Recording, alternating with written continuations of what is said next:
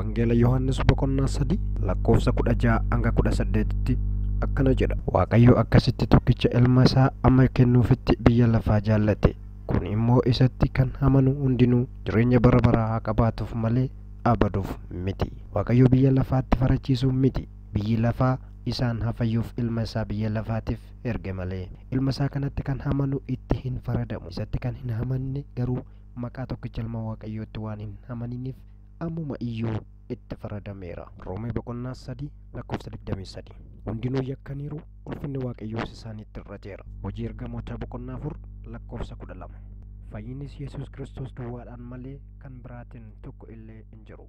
Maqaan kan biraa ittiin fayyuun kan nuuf ta'u Waaqa jalatti ilmaan namootaaf hin kennamne jedha. Yohaannis boqonnaa 14 lakkoofsa 6 akkana jedha. Yesuus deebisee karichi dhugaan jireenyis fayyinni karaa Yesuus Kiristoos qofa ta'uu isaa yoo siif gale bara haaraa kanatti lubbuu kee badiisa bara baraa jalaa baasuun jireenya bara baraa akka gonfachiiftuuf Waaqayyoon guyyaa kana siif qopheesseera. Guyyaan fayyina kee har'a bara haaraa kanatti akka ati lubbuu kee baraarfattu Waaqayyoon carraa guddaa siif kenneera. Kanaaf lubbuu kee Waaqayyootti kennachuun yoo barbaadde kadhannaa armaan gadii kana na wajjiniin kadhadhu. Nama kanaan dura Yesuus Kiristoos fayyisaa lubbuu isaa godhatee sababa adda addaatiinis duubatti deebi'es yoo jiraate amma immoo gaabbuun gara Waaqayyootti hin deebi'u kan barbaadu kadhannaa kana na wajjin kadhachuu ni danda'a. Yaa Waaqayyo bara kana waan naaf kenniteef si haa galatu. Yaa Waaqayyo cubbuu fi irra daddarba koo naaf dhiisi. Gooftaan Yesuus har'aa qabiyaanii siin akka fayyisaa fi oolchaa akka gooftaa fi tiksee akka gargaaraa fi abdii jireenya kootti amanee si fudhadheera. Seexana si kaade, biyya lafaa si kaade, foon koos si kaade. Yaa Waaqayyo ilma kee tokkichatti akka namanuuf jaalallii fi araarri kee waan naaf baay'ateef hoqubaan bara baraan siif haa ta'u. Cubbuu fi yakka koos waan naaf dhiifteef galatoomi. Maqaa koo galmee jireenya bara baraa irratti waan caafteef si haa galatu. Abbaa, ani lubbuu fi jireenya koo barruu harka keetti kennadheera. Na gargaari, na barsiisi, na gaggeessi, siif akkan jiraadhu na gargaari. Kana hunda waan naaf gootuuf maqaan makee maqaa Yesuusiin galatoomi. Ameen. Jaalalaa hundaa argeera madaanii hundasaa qoratee madaanii garuu kan keessa kan nama ajaa'ibu madaalii hin qabu.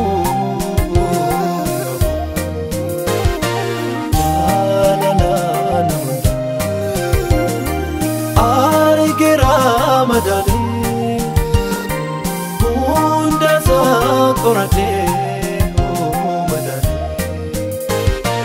garugan kiada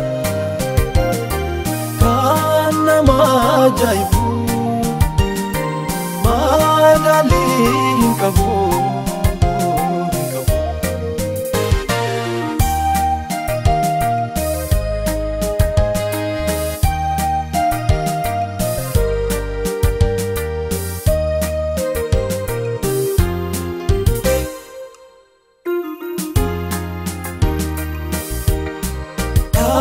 Kakek na bate narigine tasuma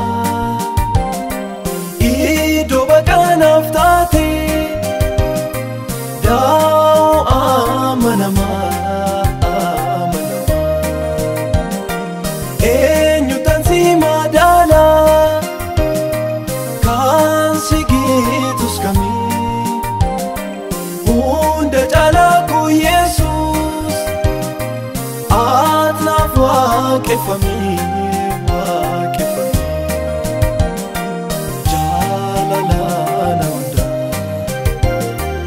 argeera madaanii hundasaa qoratee madaanii garuu kan keessa kan nama nama ajaa'ibu madaalii hin qabu jaalala nama hundaa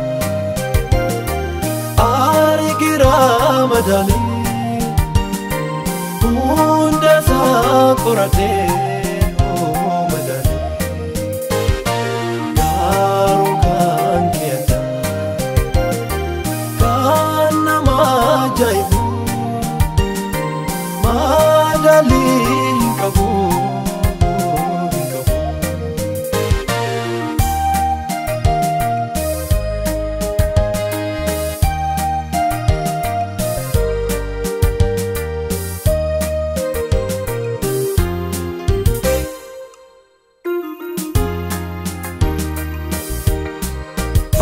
Marate jalalati ofitna hawati ulfina ke kan farsu ana barsifate kana bode nambasu enyu tokko sitti ka kubara fate aniketi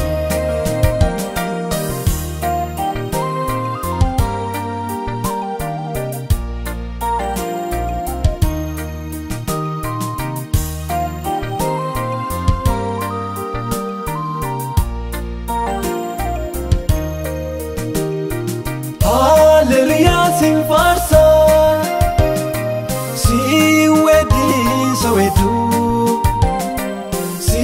jadu konin fene wan barbade jadu hajadu sin jadati fufe orma matu dibe lencha yuda gotako sit kanaf nadabe Jesus ko amananako Gofta Jesus ko